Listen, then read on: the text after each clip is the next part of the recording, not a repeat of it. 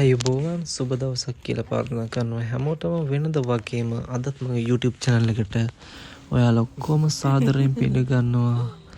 අද මම බලන්න යන්නේ ජපානයේ තියෙන පැරණිතම නිවසක්. මේක ජපානයේ හිටපු පාලකයෙක්ගේ වන මිජි අධිරාජ්‍යයාගේ නිවස. ඇත්තටම මෙතන ගොඩක් ලස්සනයි. ඇත්තටම මෙතන බලන්න ගොඩක් අය ජපන් ජාතිකයන් එනවා. මේ කාලෙට විතරයි මේක බලන්න දෙන්නේ.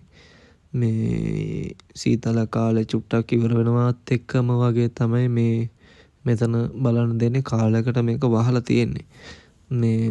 දැන් මේ කාලෙට මෙතන බලන්න යන්න පුළුවන්. මම ලොකේෂන් එක මගේ ඩිස්ක්‍රිප්ෂන් එකේ දාන්නම්.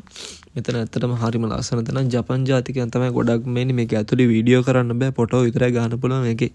නිසා මම ඇතුළ වීඩියෝ කරන්න උත්සාහ කරේ නෑ. ඉතින් මේ අවට වටපිටාවේ විතරයි ගත්තේ මම.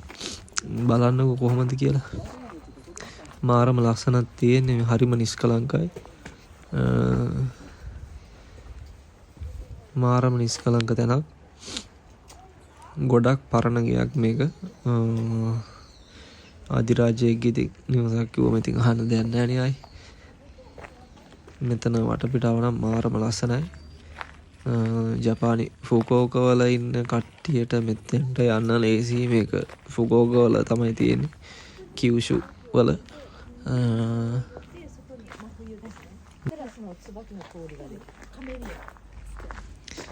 වැඩි කතා මුකුත්ම කරන්න නැහැ. ඉතින් වීඩියෝ එක විතරක් බලන්න. වෙන මුකුත්ම නැහැ.